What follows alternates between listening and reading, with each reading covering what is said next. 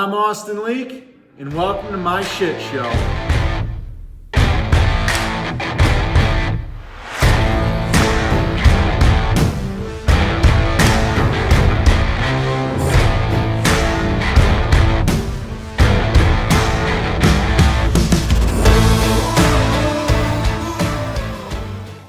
Welcome back to the Shit Show, YouTubers. Today I'm going to go through and show you some specifics of what makes an oval sled an oval sled. Are you ready? Let's do it. First thing I want to get into is the skis. This is probably one of the most noticeable things about an oval sled, besides that it's slammed to the ground.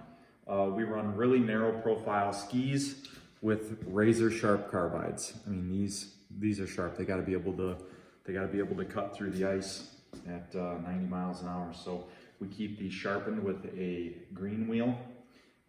You can make your carbides adjustable in the ski front to back where you want to place them.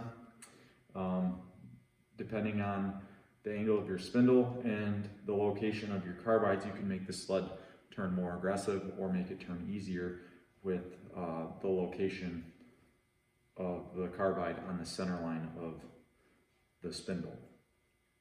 Another key aspect to an oval sled is having adjustable radius rods. We have beefed up upper and lower radius rods because the stress the front end takes ice oval racing is a lot greater than what your front end will see on the trail.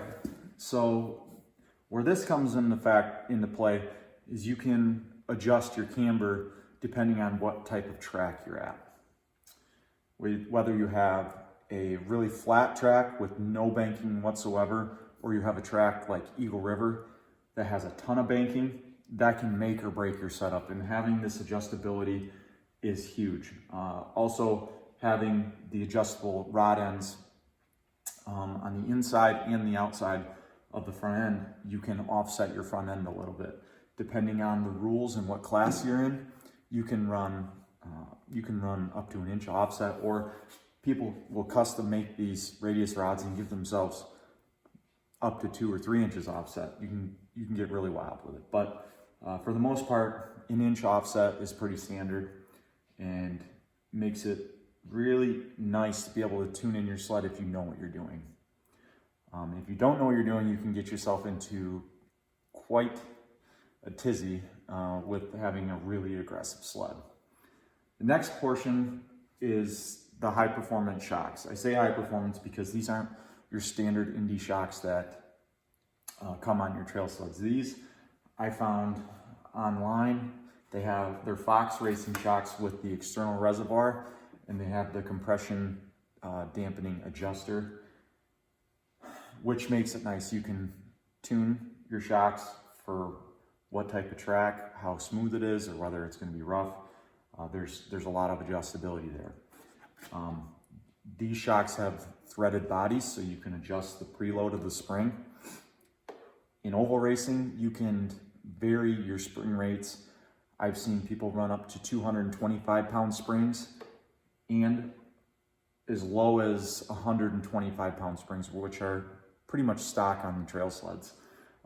You want to be a little bit stiffer so your front end isn't slamming to the ground when you're going into the corner, and your spring rate can also affect your chassis roll going into the corner.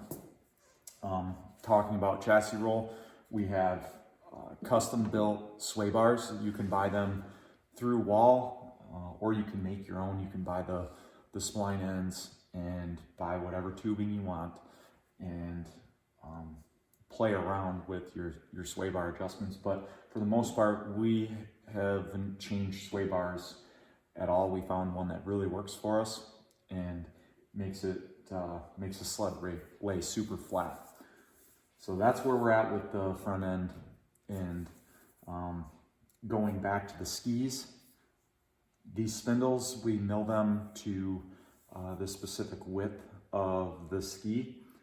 Sometimes people will offset their spindle to give them more offset with their front end, but doing that, you can change the camber angle as the skis turn when you add offset to your spindles.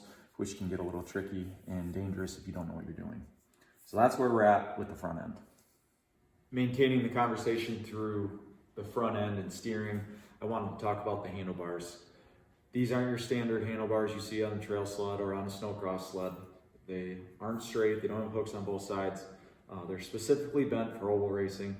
And as you do some research, if you're building an oval sled, you can go to wall racing and you can see that they'll have 3 to 4 different size or bend styles of these handlebars, which it all depends on your personal preference of what you like. But the more aggressive bend you have on the right side of your handlebar, the throttle side, the farther off you're going to be able to lean on the sled. I've seen some people cut down this side of their handlebars to have a tighter steering, makes the sled turn faster, but this is pretty standard. For these sleds, we run a billet throttle block. They're easier to use. They don't break as easy as the stock plastic ones that Polaris has. You'll see we have an upgraded master cylinder. We have a bent brake lever, and then I have a hand guard on here. I run a hand guard to protect my hand from ice chips, which is really nice, and it also keeps your hand out of the wind. When it's really cold, you can keep your hand warm that way. And when I talk about keeping your hands warm, I run handlebar warmers on all of my sleds. I'm a wimp, but it's the way I like to race. I like to have that heated handlebars because I run thin gloves. I'm gonna move back to the rear skid, which is a critical component of making a good ice oval sled work to your advantage. As you'll see on this one, it's milled out, it's lighter weight. We have a bigger rear idler wheel for less rolling resistance. This is a wall skid, and this has many advantages over a standard Indy XC 101 skid. We can move the rear scissor location to a couple different points. We have threaded rod adjusters on the rear torsion springs, which allow you to have more adjustability than your 3 or 4 block that you have, where you can crank down with a wrench with 4 adjustments. We also have a eye bolt on the rear scissor, which allows you to adjust the ride height, the scissor height. You can lower and raise it depending on how much travel you want to have, and making sure the sled sits level. Another key factor in the wall skid is having an adjuster on your front torque arm. This one we can move up and down, which allows you to pull more track or put more track on the ground, which putting more track on the ground is going to lessen your ski pressure, can make the sled push through the corner. When I say push, it's turning the handlebars and the skis are chattering across the ice. You're not getting a really good bite. By pulling the rail up, you're taking more track off the ground, you have less studs in the ice, and allows you to drive the sled through the corner and steer with the throttle, essentially, drifting it around. We also run a slide lube system on here.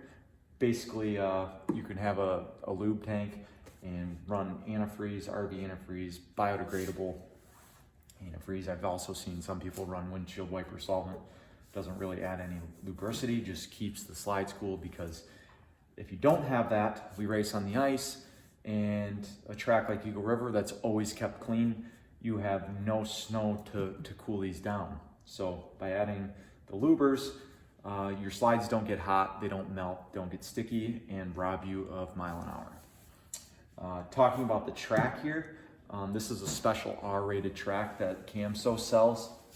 When we say R-rated, it's made for speed, and it also has taller track clips on the outside of the track where it slides on the rear suspension slides.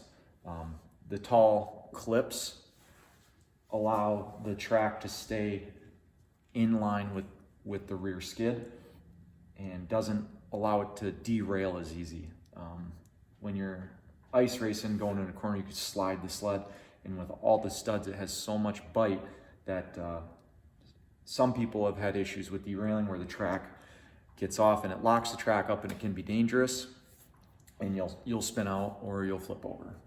So that's where we're at with this rear skid. Thank you for watching. That's all I have for today. I'm going to do another video digging a little bit deeper into the sled with different aspects of it. So stay tuned, and if you like what you see, click the subscribe button.